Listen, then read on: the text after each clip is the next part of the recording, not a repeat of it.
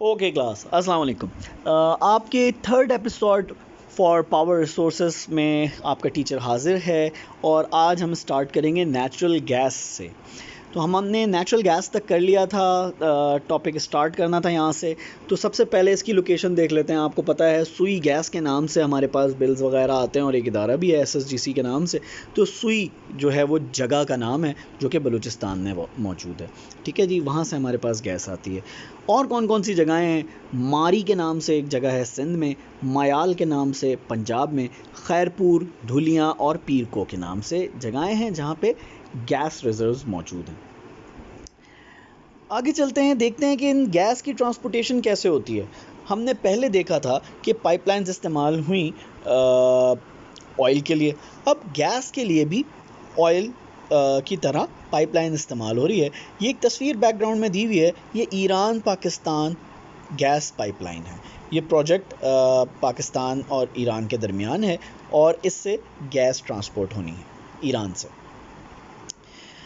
जी जनाब, तो इसका एडवांटेज क्या होगा? वही बात है, कंटिन्यूस होगी अगर पाइपलाइन हुई, फास्ट होगी, लार्ज अमाउंट आ सकता है और आफ्टर कंस्ट्रक्शन चीप पड़ेगी। Moving on to the disadvantages, leakage अगर हो गई तो ये बहुत कॉस्टली अफेयर हो सकता है, कुछ धमाके भी हो सकते हैं और अगर लीकेज हो गई तो पता भी नहीं चलता कि एग्जैक्ट कहाँ से लीकेज हो रही है, क्योंकि इतने लंबे डिस्टेंस पे अगर आपने ट्रैक करना हो तो बहुत मुश्किल होता है उसका।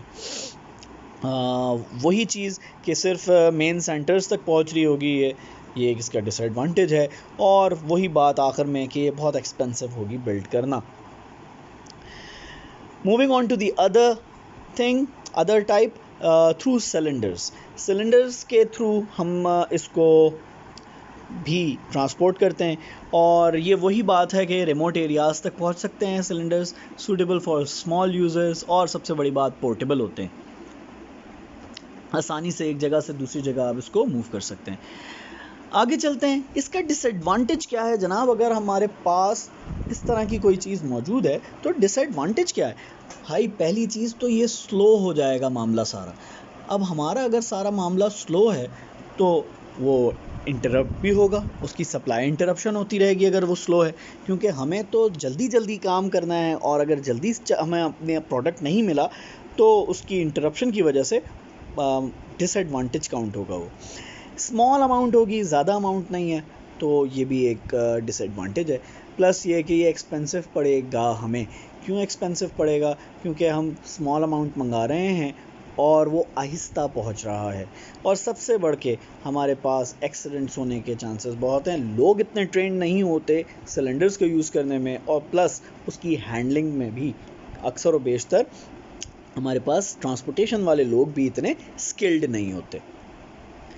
आगे चलते हैं, नेचुरल गैस के यूजेस क्या हैं? हम जानते हैं कि डोमेस्टिक एंड कमर्शियल यूजेस हैं इसके, cooking and heating, as raw material in fertilizer, cement and chemical industry, alternative fuel for vehicles, as fuel in thermal power stations। तो ये तो इसके कुछ नेचुरल गैस के यूजेस हैं। Why is natural gas is used for domestic purposes? हमारे यहाँ क्यों इस्तेमाल होती है डोमेस्टिक पर्पसेस में?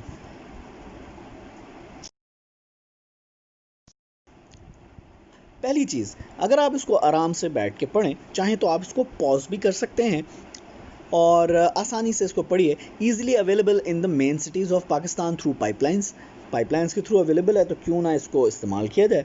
And can be transported to remote areas through cylinders, cheaper than coal से सस्ती है जनाब, तो और ज़्यादा अच्छा है।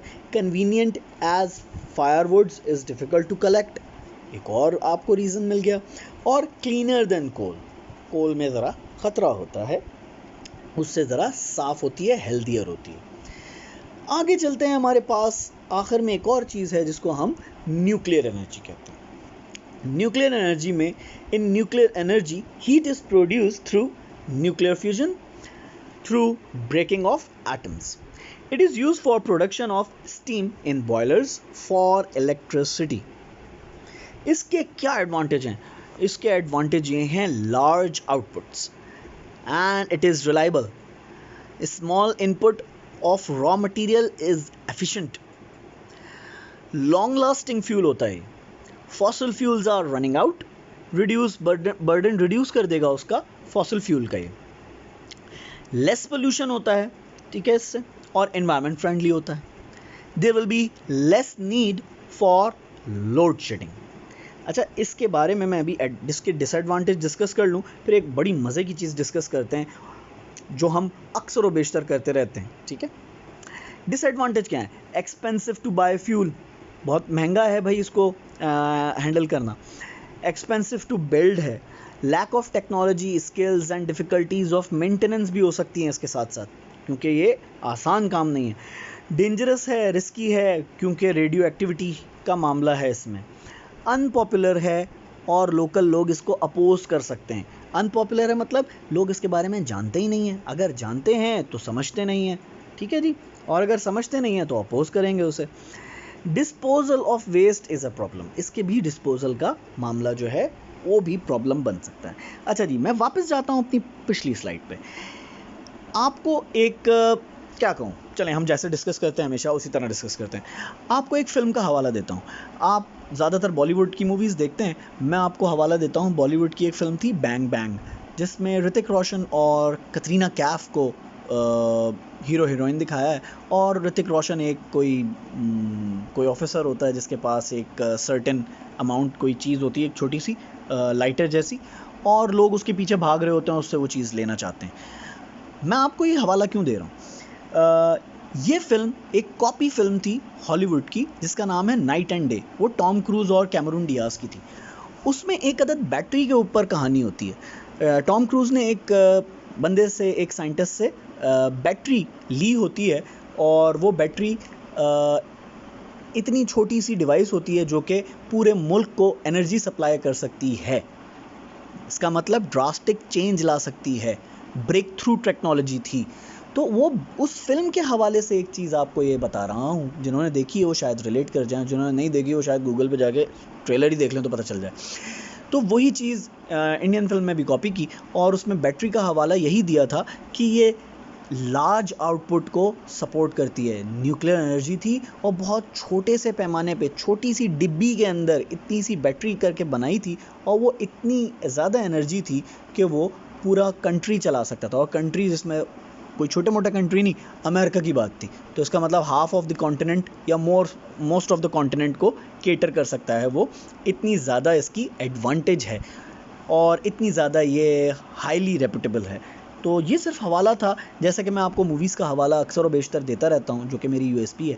तो मैंने सोचा मैं इसको भी आपको बता दूँ। अगर आपने देखना हो तो ट्रेलर लगा के उसका देख लीजिएगा, कि जिसके पास मूवी है वो वैसे ही मूवी लगा के देख ले। आजकल तो वैसे ही आप लोगों के पास बहुत टाइम है।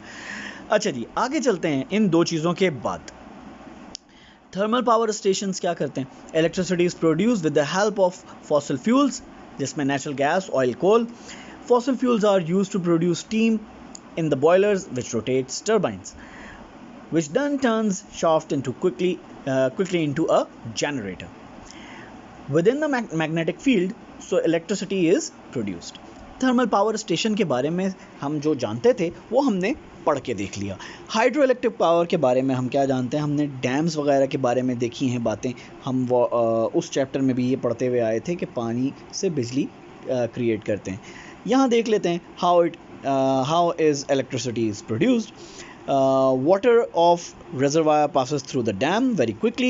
It goes into the narrow intake pipe which rotates the turbine, which then turns the shaft quickly into a generator within the magnetic field, provoking electricity to be produced. अच्छा जी, why are renewable resources are important to Pakistan?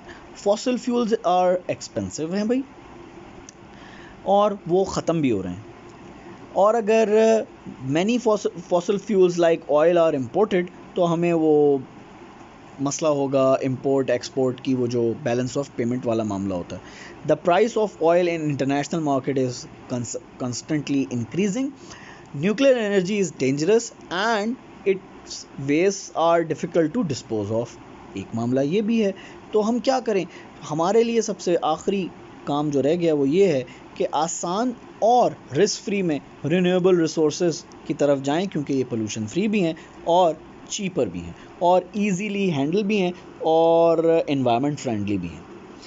National grid आपने अक्सर सुना होगा जनाब, light चली गई, national grid में इतना लॉस है उतना लॉस है। देखते हैं नेशनल ग्रिड क्या चीज़ है। It is a network of long transmission lines and transformers to transport electricity to domestic and commercial users within different areas of the country through load centres.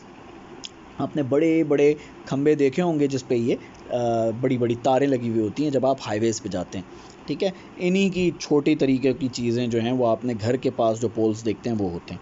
अच्छा जी, problem क्या है जनाब? प्रॉब्लम ये है long transmission lines are difficult to install and construct. वही मामला कि इतनी बड़ी बड़ी और दूर दराज पे आपने कैसे कंस्ट्रक्ट करेंगे, बड़ा मुश्किल है और टाइम टेकिंग है। प्लस अगर मुश्किल है, टाइम टेकिंग है, तो डेफिनेटली कॉस्टली भी होगा और कॉस्टली के लिए यहाँ लिखा है difficult and expensive to maintain. अगर कर भी लिया जाए, बना भी लिया जाए, तो उसकी मेंटेनेंस बहुत ज़्यादा है। सबसे ज़्यादा मसला जो है वो है लाइन लॉसेस का ड्यू टू फ्रिक्शन। अक्सर व बेशतर जब आपकी बिजली चली जाती है तो हम सुनते हैं कि जनाब लाइन लॉसेस की वजह से आपकी बिजली चली गई है और कोई ना कोई पावर का फेलियर हो गया है जिसकी वजह से आपको बिजली से हाथ धोना पड़ेगा। ये चैप्टर हमारा यहाँ आके ख़त्म होता है। अपने टीचर तलहा असद को इजाज़त दीजिए। आखिर में जाते हुए अगर आपको ये वीडियो पसंद आई हो तो आप चाहें तो सब्सक्राइब भी चैनल कर सकते हैं। अपने दोस्तों का, अपने घर वालों का ख्याल रखिएगा और दुआओं में याद रखिएगा और अल्लाह से दुआ करें कि ये मामला जो आजकल चल रहे हैं कोविड-19 के हवाले से, अल्लाह ताला हम पे रहम करे और हमें इस मुश्किल से निजात दिलाए। अपना ख्याल रखिएगा। अल्लाह हाफ़िज़।